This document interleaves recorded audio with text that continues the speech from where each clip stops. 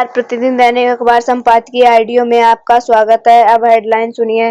अब गिरा वर्कर्स बनाम दिहाड़ी मजदूर का सवाल। दैनिक भास्कर। नई बहस शुरू, आखिर क्यों ट्रंप गाजा पर कब्जा करना चाहते हैं? ठगी की दुकानें। दैनिक जागरण। राहत की दर जनसत्ता, इनके बारे में भी सोचना होगा। राष्ट्रीय सहारा। ब्याज में राहत हिंदुस्तान। अब संपादकीय विस्तार से। अब गिग वर्कर्स बनाम दिहाड़ी मजदूर का सवाल। दैनिक भास्कर। देश में 1 करोड़ गिग वर्कर्स के लिए पेंशन स्कीम बन रही है। केंद्रीय श्रम मंत्रालय इन वर्कर्स का ई पोर्टल के जरिए एक यूनिवर्सल अकाउंट नंबर देगा और एग्रीगेटर्स को हर उस बिल पर जो वर्कर द्वारा डिलीवर किए गए सामान सेवा के आधार पर बना है 1, 2 या 2% जमा करना होगा।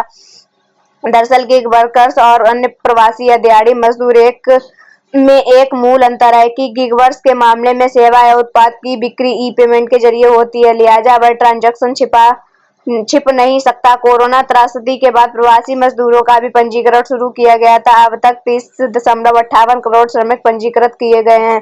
समस्या यह है कि ये खेती के सीजन में वापस चले जाते हैं और दिहाड़ी और अन्य कारणों से एक राज्य से दूसरे राज्य में सेवाएं देते हैं। इनका पारिश्रमिक नकदी में मिलता है। केरल में बिहारी निर्माण मजदूर को गृह स्वामी अगर काम देता है तो मजदूर भी नकदी के रूप में भुगतान चाहता है। वही श्रमिक कुछ माह बाद पंजाब के खेतों में काम करता है और दिहाड़ी भी कैश में पाता है। पंजाब की खेती, केरल में निर्माण, तमिलनाडु के छोटे कल कारखानों में या मछली पकड़ने में अपना श्रम देने वाला बिहार, उड़ीसा और यूपी का श्रमिक अभी तक किसी सामाजिक सुरक्षा योजना का लाभ नहीं पा सका है। इन करोड़ों कामगारों उनके परिवारों का भविष्य सुनिश्चित नहीं है। नई बहस शुरू, आखिर क्यों ट्रंप गाजा पर कब्जा करना चाहते हैं? अमेरिका के राष्ट्रपति डोनाल्ड ट्रंप ने गाजा पर अमेरिकी कब्जे की योजना ने हर किसी को हैरान किया है। वे गाजा के मिडिल ईस्ट का रिवेरा या आकर्षक जगह बनाना चाहते हैं। अरब देशों की सरकारें चिंतित है कि इससे स्थिरता बढ़ेगी। ब्रिटेन, फ्रांस, जर्मनी ने प्रस्ताव की तीखी आलोचना की है। संयुक्त राष्ट्र का कहना है कि यह नस्ली सफाई के समान होगा। अमेरिका में कुछ रिपब्लिकन नेताओं ने राष्ट्रपति की योजना को शानदार बताया है, वहीं कुछ अन्य ने संदेह जताया है जैसे ट्रंप की योजना का लागू होना मुश्किल है। अरब देश इसके लिए तैयार नहीं होंगे। मिडिल ईस्ट नए संकट में फंस जाएगा। नेतन्याहू को ट्रंप की योजना से पैदा होने वाली मुश्किलों का एहसास है। गाजा के लोग स्वेच्छा से नहीं हटेंगे। अरब नेता निजी बातचीत में फिलिस्तीनियों की व्यवस्था को नजरअंदाज करते हैं, फिर भी वे उन्हें अपनी जमीन से बाहर करने में भागीदार नहीं बनना चाहेंगे। कोई भी अरब देश और आर्थिक असंतुष्ट फलस्तीनियों को नहीं लेना चाहता है। मिस्र और जॉर्डन पहले से ही इनकार कर चुके हैं। नेतन्याहू ट्रंप से रिश्ते मजबूत बनाने के साथ उनकी योजना का अपनी स्थिति मजबूत बनाने के लिए इस्तेमाल करेंगे। प्रधानमंत्री के धुर दक्षिणपंथी सहयोग धमकी दे रहे हैं कि यदि उन्होंने युद्ध विराम किया तो वे उनकी सरकार गिरा देंगे। ट्रंप की योजना से नेतन्याहू को नया जीवन मिलेगा। इधर सऊदी अरब ने फिर कहा है कि फिलिस्तीन देश का निर्माण हुए बगैर वह इजरायल के साथ कूटनीतिक संबंध कायम नहीं करेगा। अरब देश के नेता ट्रंप को नाराज नहीं करना चाहते, लेकिन ट्रंप अपने नए प्रस्ताव पर गंभीर हैं तो अरब देश उसका कड़ा विरोध करेंगे। ठगी की दुकानें। दैनिक जागरण। अवैध रूप से अमेरिका पहुंचे भारतीयों को लौटाए जाने के बाद पंजाब से आई इस खबर से बिल्कुल भी संतुष्ट को आज सकता है कि नौकरी दिलाने के नाम पर विदेश भेजने वाले ट्रैवल एजेंटों के खिलाफ कार्रवाई शुरू कर दी गई है। देर से उठाया गया ऐसा कदम जिसे दुरुस्त नहीं किया जा सकता। क्या पंजाब सरकार अभी तक इससे अनजान थी कि राज्यों में किस तरह लोगों को झूठे सपने दिखाकर अवैध तरीके से अमेरिका, कनाडा, यूरोप भेजने वाले गिरोह सक्रिय हैं? ये और कुछ नहीं, खुली ठगी करते हैं। इन कथित ट्रैवल एजेंटों ने कहा जगह अपनी दुकानें खोल रही हैं। विदेश में नौकरी के इच्छुक लोगों को सब्जी साग दिखाते हैं और वैध तरीके से वहां भेजने के बहाने लाखों रुपए वसूलते हैं। पैसा मिल जाने के बाद वे उन्हें पहले दुबई, शारजाह आदि भेजते हैं, फिर आमतौर पर कोलंबिया, निकारागुआ, ग्वाटेमाला, होंडुरास आदि इन देशों में सक्रिय मानव तस्करों के गिरोह उन्हें की रूट कहे जाने वाले खतरनाक जंगली रास्तों के जरिए मैक्सिको भेजते हैं। इन गिरोहों की सागा अपने देश को पुलिस और सीमा सुरक्षा दस्तों से होती है। इसी के चलते लोगों से अमेरिका में अवैध रूप से घुसते हैं।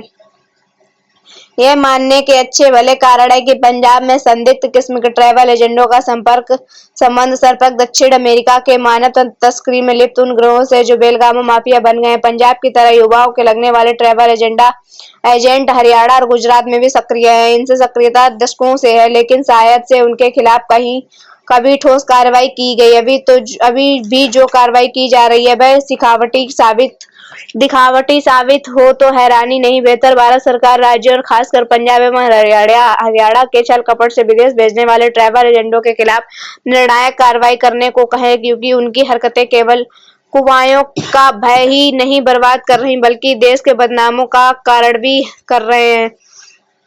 भारत को अमेरिका और उसके पड़ोसी देशों से अपने वहां के मानव तस्कर गिरोहों के खिलाफ भी कार्रवाई का आग्रह करना होगा। इसके साथ ही विदेश में नौकरी का सपना पाले बुओं और उनके अभिभावक को भी चेतना होगा। अवैध तरीके से विदेश जाना जानबूझकर मुसीबत में निमंत्रण देना है। 50 से 60 लाख और कुछ मामलों में 80 से 90 लाख रुपए अनुचित तौर तरीके से लिप्त ट्रैवल एजेंटों को देकर अवैध रूप से विदेश जाने का कोई तुक नहीं। वह आत्मसंपाती रास्ता है। इतने पैसों में तो देश में हो कोई अच्छा कमा सकता है। वह नावनी ही है कि अवैध तरीके से विदेश जान जाए और फिर भी वह मान लिया जाए कि कहीं कोई समस्या नहीं होगी। राहत की दर जनसत्ता। भारतीय रिजर्व बैंक ने आखिरकार लंबे इंतजार के बाद रेपो दर में 25 आधार अंक की कटौती की है। करीब 5 वर्ष पहले 40 आधार अंक की कटौती की गई थी, जिसकी ब्याज दर 4% पर पहुंच गई थी। मगर बढ़ती महंगाई पर काबू पाने के मकसद से 3 वर्ष पहले थोड़े अंतराल पर 5 बार 25 आधार अंकों की बढ़ोतरी की गई, जिससे ब्याज दर 6.5% पर पहुंच गई।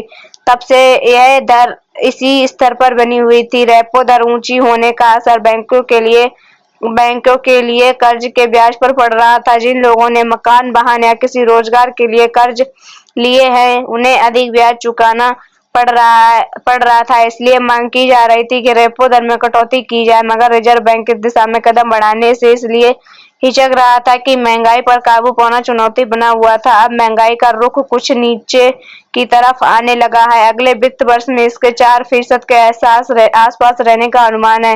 रिजर्व बैंक का लक्ष्य भी यही है कि महंगाई को 4% के आसपास समेट दिया जाए। इनके बारे में भी सोचना होगा। राष्ट्रीय सहारा। कुमार समीर। भारतीय कामगारों का वर्किंग कल्चर स्टाइल काम करने से हमेशा से बहस का मुद्दा रहा है। कड़ी में स्किल्ड ऑन स्किल्ड को केंद्र में रखकर विभेद की भी बात सामने आती रहती है। हाल में जारी राष्ट्रीय मानवाधिकार आयोग की एक रिपोर्ट भी इस बात की तस्दीक करती है। काम के घंटों को लेकर कुछ दिनों पहले काफी विवाद देखा गया था। श्रम कानूनों को प्रभावी ढंग से लागू किया जाना चाहिए ताकि कार्य दिवस के घंटे तय हों और कंपनियां इन नियमों का सख्ती से पालन करें। स्मार्ट वर्क के विचार को बढ़ावा देना चाहिए, जिससे कर्मचारी अपनी दक्षता और तकनीकी उपकरणों का उपयोग करते हुए कम समय में बेहतर परिणाम दे सकें। अंततः संगठनों को यह समझना होगा कि उत्पादकता केवल काम के घंटों पर निर्भर नहीं करती, बल्कि यह कर्मचारियों के प्रेरणा, कौशल, सम्मान और प्रोत्साहन पर आधारित होती है। कर्मचारियों को बेहतर परिणाम देने के लिए प्रेरित करना और उनकी क्षमताओं का सही आकलन करना अत्यंत महत्वपूर्ण है। संतुलित कार्य संस्कृति न केवल कर्मचारियों को संतुष्टि प्रदान करती है, बल्कि उनकी उत्पादकता और समर्पण को भी बढ़ाती है। ब्याज में राहत। हिंदुस्तान।